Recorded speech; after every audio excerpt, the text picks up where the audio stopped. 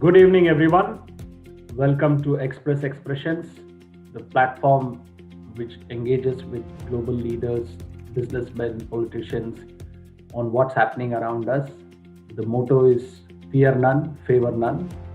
And today, to express himself, is with us is a special guest, a very spicy gentleman, Ajay Singh, Chairman CEO of SpcieJet. Welcome, Ajay. Thank you. How does the world look from the ground, Ajay, now that airlines are not flying? What's your view of how we are doing? Well, firstly, aviation is in its worst crisis ever. There's no question about it. Airlines, not only in India but around the world, are facing their worst possible crisis.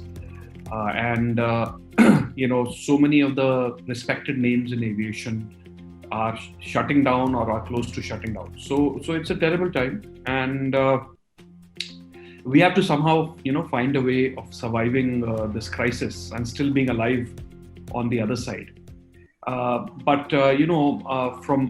SpiceJet's perspective, I believe that every crisis is really an opportunity.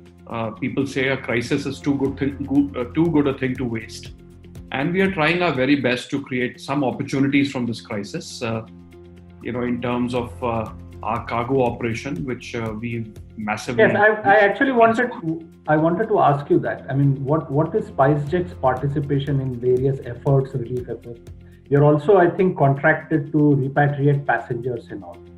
So, I wanted your view of how India has handled the COVID crisis, and B, what is SpiceJet's and your own personal participation in the Well, I think we started off extremely well. I think we shut down early.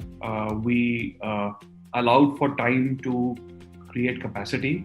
I think it was a very bold move by the Prime Minister and by this government. So kudos to them, I think. But even more than that, I think kudos to the Indian people. I never, in my wildest imagination, thought that Indians could be so disciplined and actually stay indoors and respect the lockdown the way they did. It was absolutely incredible. Made me proud to be an Indian. So I think very well done, India. Of course, there were glitches.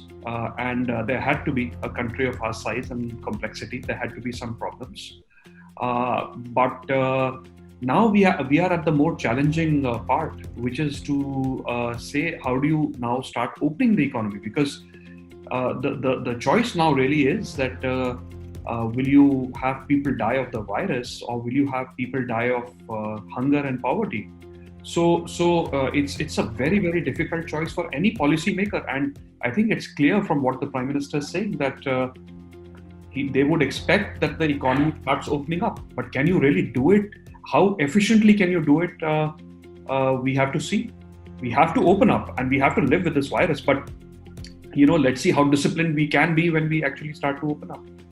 So during this, all the operations that are going, the government is doing various things and relief, cargo and all. What has been SpiceJet's role? I mean, how does an airline make money while being grounded?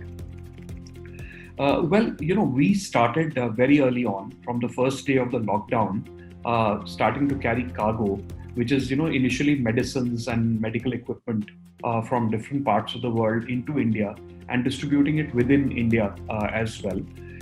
We were taking, fruits and vegetables and whatever was essential and needed to be transported from one place to the other. We had crazy episodes. We actually transported one single hazmat suit in a flight. The government imported this one hazmat suit early on in the early days of the problem, and that needed to be replicated in Coimbatore. And where was this imported from? It was imported from China, I think.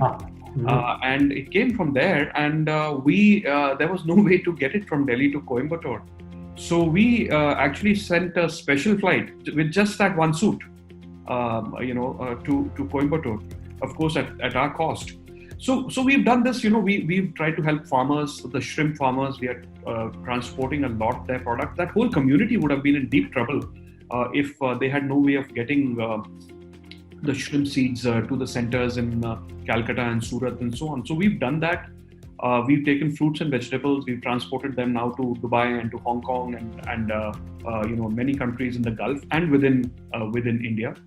We continue to take COVID samples and vaccination and such things. So we have actually more than tripled our cargo business in this period of time. And because of that, we are now India's number one cargo operator. But interestingly, we've done some work for society, and we've been able to pay salaries here. That's not something that airlines around the world have been able to do. No pink slips? Not as yet. We are still hoping that That's good. There have been leave without pay. So we have provided to people the ability what to the Americans call furlough.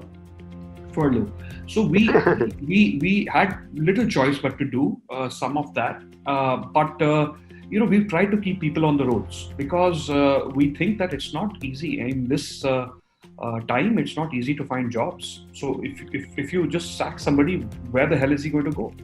At least the way we are, and we've also ensured that even when we do furlough, the people who are getting really low salaries, we are paying them a sustenance amount so that they can make it through this problem. Ajay, one question which I have asked you. Let me ask one question, Ajay. You have done a wonderful job when it comes to cargo. The question is, we have got about 700 odd planes according to the figures which are on the website. Why these planes were not used for taking migrant labor from various parts of the country? They could have reached some place in 2 hours, 1 hour. They have taken 16 hours and 17 hours. They have paid some money has been paid by the state government, some money has been paid by the central government. You could have also contributed something from your pocket and things would have been better. What did you think? Why did you offer to lift them from various places and take them to the capitals of various states? Why airlines were not involved in lifting this migrant labor? Are they meant for walking on the road? I don't really have an answer to what you're saying. We have offered from our side very early on. As soon as the migrant problem arose, we had offered and we had suggested that, look, we have all these 600-700 planes standing, and let's find a way to use them for this transportation. You're right. From our perspective, airlines are probably the safest way you can get people from one place to the other. And faster. And quickly, in like 2 hours. You could have avoided the spread of the disease as well, because they would have gone in June. For sure. You applied, but no reply. For sure. So we did suggest, but of course it's for the government to take a call. I think we said to them that, look, you are sending people by bus from let's say Chennai to the northeast. Northern Assam. No, the northeast. That is like 5 or 6 days, of a bus ride. And of course, susceptible to a lot of spread of infection, because people will get off to have food, people will, get off for toilet breaks, etc. So you could have actually got, instead of the 6 days, you could have substituted that with a 2.5-hour journey. But I don't know. There seemed to be some hesitation. I think there was this feeling somehow that the airplane space is a constrained space, and that infection spreads because the air circulates. This was just lack of information. This is not how it works. Is the bus more spread out than the aircraft tickets, the seats? I don't know, because the width of the bus is less than that of the aircraft. Oh yes, absolutely. So I don't understand, because you rightly say 600 planes could have carried how many passengers per day, per hour, per flight, I say. How many? You have the experience. How many seat capacities are available? We could have easily carried, a plane carries roughly 1,000 passengers in a day. Right. So even 500 passenger flights would have been in operation. You could have called 50,000 passengers in a day. No, in fact, more than that, right? 5 lakh. Yeah. So you could have carried a lot of people, so we've suggested it. I think there were some concerns. I don't know what precisely those concerns were, but clearly there were some concerns. But we can still do it. We can still do it. We see no reason why you should be using buses and trains, but not using planes. And now that state governments are willing or have been cajoled or coerced or slapped into shape to accepting their own people, I think this is the time when, I mean, the sight of people walking is traumatic and inhuman. But at a medical level also, this is like a corona caravan moving, transmitting the problem en route everywhere. So do you have any plans to reiterate your offer? I mean, if you probably did the math and said that, we could lift 6 lakh people and put them point to point, maybe that there has been some enlightenment under the Bodhi Vriksh now? We don't know about that. We don't like to second guess this government. They did a fabulous job at the start of this crisis. But yeah, the offer is there, and we hope that as they start scheduled flights, which will happen at some point, at least to some states, at least to the green zones, at least to the orange zones, and so on.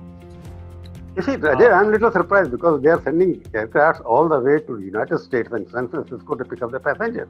Why can't send them to Bombay, send them to UP back and take them? The two-way traffic is available now. People from Odisha want to go back to Bombay to somewhere else. So you could have used the planes both ways, in fact. I'm a little surprised that there's nobody to answer this question, because I asked various people, there's no answer available to this place. Why the aircraft which are lying on the ground, grounded there, are being used for some other capacity, but why they were not used for their poor people? Because then there's a discrimination comes in, that there class discrimination. You are trying to bring in people who can pay 50,000, 1 lakh rupees, but those who can pay 5,000 rupees, they are not being listed. Yeah, so I don't know. It really is for the government to decide that. But from our perspective, we feel that as soon as they start these scheduled flights, at least to some destinations, they will allow us to use aircraft to transport whomsoever the state government wants us to transport. So I think part of it could be the concern that there would be a significant amount of money required to fly people. Maybe it was that. I don't know. But from our perspective, this would have been the safest and the fastest mode of transport. But Ajay, I mean, in aircraft operations, fuel is the big cost plus landing charges. The government could have waived off both. I mean, most aviation fuel is being supplied by Indian Oil. It's a government-owned company. Airports are owned by government. They could have worked around it. I think, I get what you're saying. You made an offer. I mean, as Prabhu typically said, it's apply, no reply. And this is one of the spectacular failures of how we manage COVID. And 100 million people on the streets trying to get home is really a sad story. No, that was very sad. But give them credit for shutting down early. Give them credit for trying to do so many things, and give them credit also for the fact that this country followed its leader. I think that's a big deal. Of course, the migrant issue was heartbreaking. It was completely heartbreaking to see what happened. And in fact, even now you see this. I started to go to my office in Gurgaon, and you still see some of this movement happening. It's really, really sad to see. Ajay, I was surprised when the media itself did not take notice of migrant workers. I was the first to put out my video about 5 weeks ago, that you can't treat migrant workers as a corona villains. They were treating them as corona villains. Therefore, every state government wanted to keep them in their state. In fact, Bombay chief minister said, okay, they should not be allowed to go. Somebody has blocked the border. So they were all treating this labor as a villain. But after that, everybody started waking up, and everybody's on the road taking videos and becoming like a corona tourism, and started in media as well. That's what's happening. But let it come back to the civil aviation sector. What you're saying, when you open up, what kind of future you have after COVID-19? Civil aviation sector, because there are different things which I will discuss later with you. But how you see when the seats are opened up and the flights normally are opened up, what kind of challenges you are going to face? Well, firstly, of course, people will have to get used to what everybody is now calling a new normal. I mean, at the very least, we have to take extreme care that aviation doesn't become a source of spreading the infection. And therefore, at the very least, people will be required to wear a face mask, perhaps even a face shield. We will have to give them, fluid for disinfecting their hands. There will be a web check-in process by which, everybody will have to check in through the web and not have to stand in lines, crowding the check-in counters. The baggage drop. So, we have to create a new SOP, which is for contactless travel. In some of that, actually, there will be some reform as well, because there are lots of old antiquated processes that we still follow, which are really not followed anywhere in the world. So some of this compulsion to have contactless travel will actually help improve the aviation sector.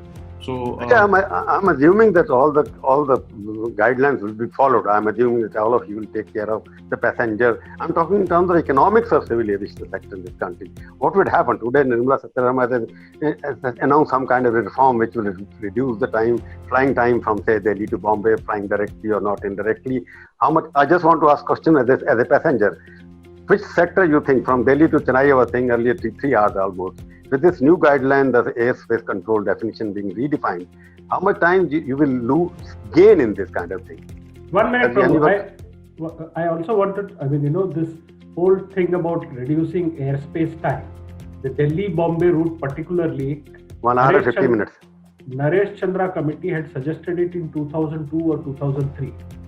India moves at its own pace, even aviation moves at its own pace. But you're right. How much time is saved? Let me ask the question. And costs are saved also.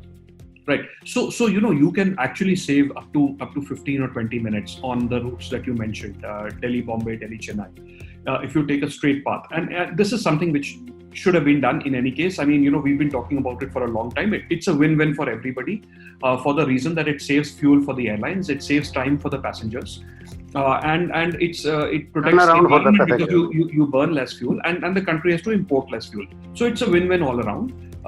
It's great that it's happened now. It should have happened sooner, but it's great that it's happened now. In terms of economics of travel, look, we've got to see.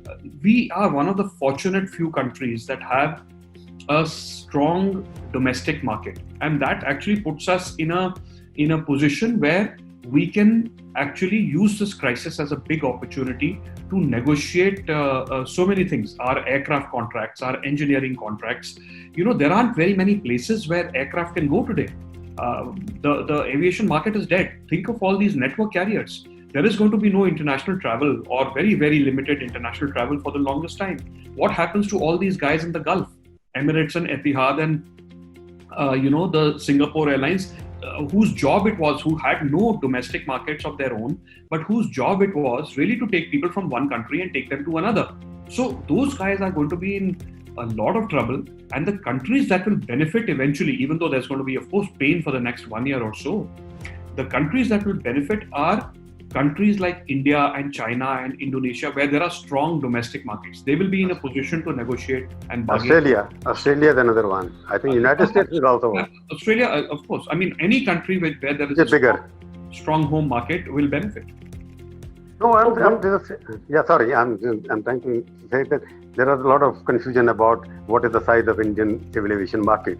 I was trying to do some kind of research. I'm not a civil aviation expert, but I found there was conflict in report. Are we number 3? Are we number 5? Number 8? Various photos give different kind of situation. What is the size of Indian civil aviation market at the moment? Are we number 3rd in the world in terms of traffic? Are we number 5 or are we number 8? No, see, it depends upon whether you want to do this in terms of the number of passengers. Just one passenger.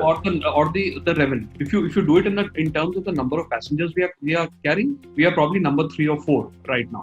Now the thing is that despite this number 3 or 4 or 5 or 7 or whatever you may want to say, today only 3% of Indians fly. Now, this number has to go up. If you remember, both of you were there when these. So much a part of all the telecom reforms when they were happening. And we used to always say, what the hell is going on? China has 120 million mobile phones and we have 2.8 million mobile phones. And why does this happen? And it happened because the tariffs were high and we had put all sorts of taxes, and so the tariffs were high. And as soon as we brought the tariff down, the market exploded. Similarly, we think that there is this opportunity in aviation where if you can rationalize the tariffs today, of every 100 rupees that you are paying for your ticket, 50 rupees is going to the government in all sorts of taxes. So now, if if you can just find a way to reduce it, why the hell are we paying 40% tax on fuel when no other country pays 40% tax on fuel around the world? So we have to look at these issues. We have to decide whether flying is something which is for the rich, or flying is something which ought to be for all Indians, and flying is something which actually improves states' economies and tourism and so on and so forth, and therefore needs to be encouraged and not taxed like you tax cigarettes and color televisions or liquor or whatever it is that you do. So there shouldn't be punitive taxes on aviation. If you can do it, of course, the size is enormous. Is there a case to be made that travel by flights may be less contagious than travel by other routes, and thereby you make a case for a lower tariff, lower cost regime that makes more Indians, enables more Indians to fly? I mean, it's still a very, as you said, only 3% of Indians are flying. It's a very restricted, 25 years after reforms or 30 years after reforms, we are flying only 3% of Indians. It's quite a sad thing. And as you rightly said, that much of it is due to the cost factor and the tariff. So is there a case to be made that it might be more hygienic, less contagious to fly? Oh, certainly. I think there is no doubt about that, Shankar. Look at it. It's a controlled space. You can put all sorts of rules. You can avoid crowding at airports. You can ensure that once people are in the aircraft, that they are going to keep them, face masks on, face shields on. You can make sure that the way the technology works in aircraft, air actually comes in from the top and goes out from the bottom. So there is no circulation of air which really happens. And once the air actually goes out, it goes through what is called a HEPA filter.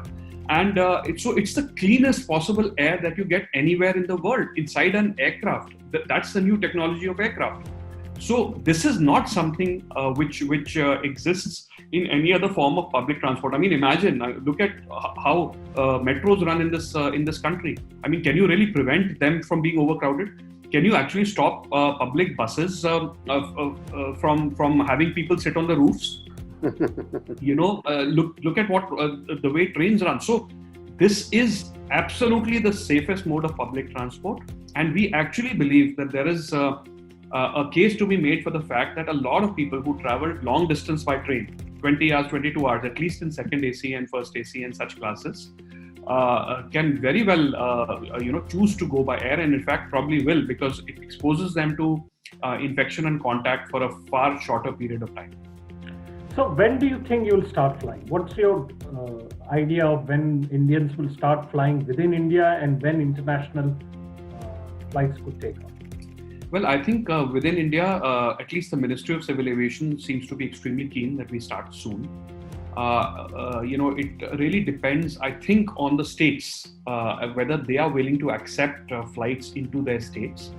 So I would think that it will happen in a phase-wise manner. Possibly even starting as early as next week, but initially I think the flights will probably be to the green zones and the orange zones and so on, and the states that choose to have flights operating. By that standard, you will not be. That standard, you will not be able to fly to either to Kolkata or Chennai or in Mumbai. They're all in red zone. Of course. So it will be extremely limited. Prabhu, it will be actually extremely limited, I think, to start with. So it will open up phase-wise, in a phase-wise manner. As far as international travel is concerned, I think that's going to be some distance away. I think it's still a few months away. No, I'm again back to civil aviation sector, because that's a sector in which a lot of India's economic growth also depends, because a lot of tourism will come, because we're getting a lot of tourists earlier now. I don't know who will come to India. No Indians will going abroad anyway. For example, Singapore, largest number of visitors were from India only. Largest single group was Indian.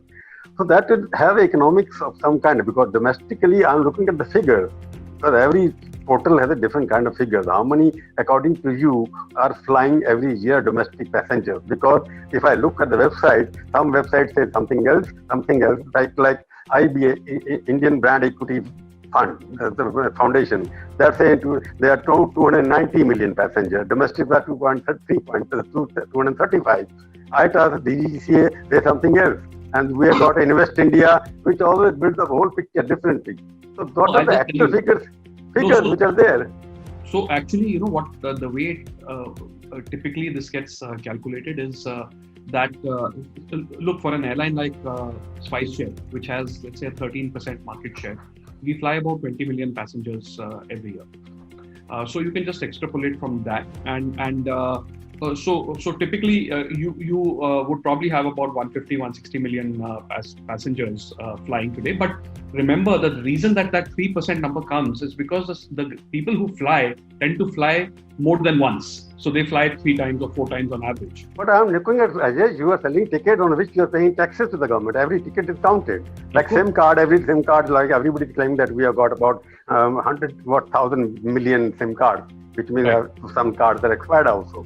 But how can it? If you go to Wikipedia, it says 350 million passengers. Look, if you go to Invest India, some research fellow who is being paid 5 lakhs rupees a month says something else. If they say something at DGS, for example, DGS is the most conservative. They said only 140 million domestic passengers flew in 2019. Right. 64 million were foreigners. There's 350 and 250. There's some kind of difference. I don't know what is happening. I'm just telling you that, look, we fly 20 million passengers in a year. We are 13% of the domestic market. Yeah. And therefore, if you just extrapolate and multiply that 13 by about 7.5, you'll get about 140 to 150 million passengers. I think the number that you need to really trust is the DGCA number. These are the domestic. Invest India is Niti Ayog fund, the flagship promotional site, which gives the wrong figure. Well, I don't know. I don't know how. I just saw it before coming to. I want to check what is the size of the Indian investing market here. Everybody fixed the door. I'm just saying, you got how many? 100 airports now. They have announced today. They have announced 8 more airports also. Because COVID has been used and an opportunity, as rightly pointed out. Let every difficulty should be turned into opportunity.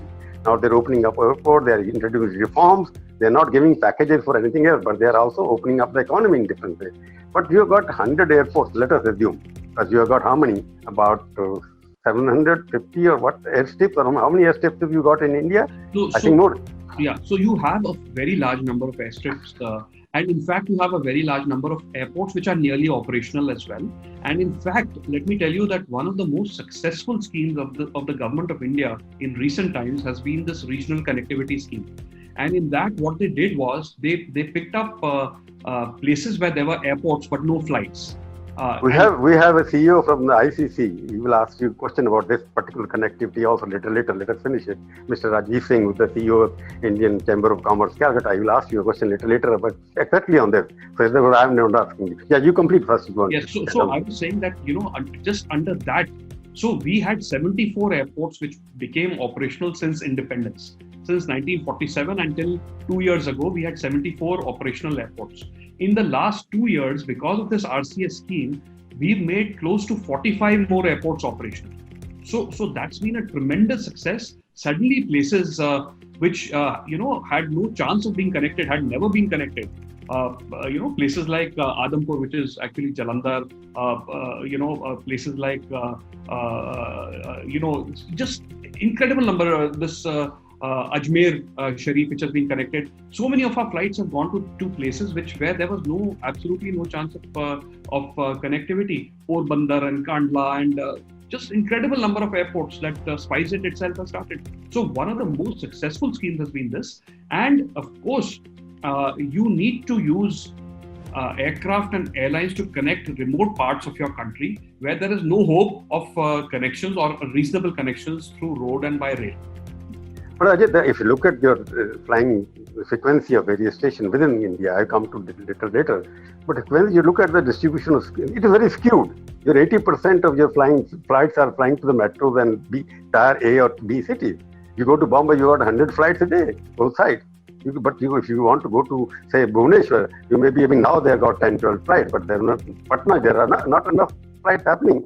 Chennai also not enough there. So you are also looking at the profit, obviously. I don't blame you because you have to. No. It's a myth. Let me tell you that flying to small stations sometimes is more profitable than flying yet another flight between Delhi and Mumbai. Because there are already 80 flights between Delhi and Mumbai. If you add the 81st one, you're not going to make money doing it.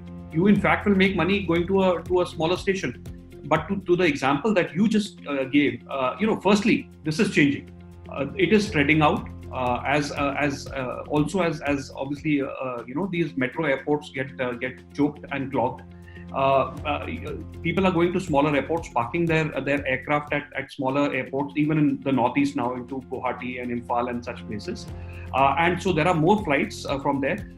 Look, the natural progression is that first there are flights from metro to metro, then there are flights between metro to non-metro, and then there are flights between non-metro to non-metro. Increasingly, that number is increasing, and you'll see that change really start to happen sooner rather than later. Now the percentage of those non-metro airports is going up, and it's not about profitability. It is actually more profitable sometimes to non-metro airports. And increasingly, let me tell you this as well, that from small towns into international destinations, from our perspective, our flight between to Dubai, if you take a flight like Dubai, a Delhi-Dubai flight makes less money than a Amritsar-Dubai flight or a Jaipur-Dubai flight. So we need to be conscious of these tier 2, tier 3. That's where potential growth is going to be in the future. Even in terms of Ajay, I'm looking at the traffic movement flying out of India also. Our airliner, all of you put together, Jet is not there at the moment. But I am looking at the 40% of your capacity is concentrated on Middle East only. All your flights are going to Middle East. Rest of the world you don't fly. Maybe you are late entrant, you will start little later. 40% of your capacity is Middle East, Dubai and Sharjah and Abu Dhabi and these places you are going. You are not going international. Air India, no other flight is at the moment going anywhere else. So there has to be money comes almost for long haul flights. I'm told you make more money on their long haul flights are full. But so why this you always want to go to Gulf now, because after COVID you may not find the Gulf market attractive anymore. No, so let me tell you this. The reason that we all fly to the Gulf is because firstly, of course, there was a market and it's a short haul flight. So it's almost like flying a domestic flight, right? Now, when you fly to countries such as, let's say the UK or US or whatever, you need a different kind of aircraft. You need that wide body, big plane, large range, etc. And there is no question about the fact that Indian carriers will have to figure a way in which they start flying those kind of flights.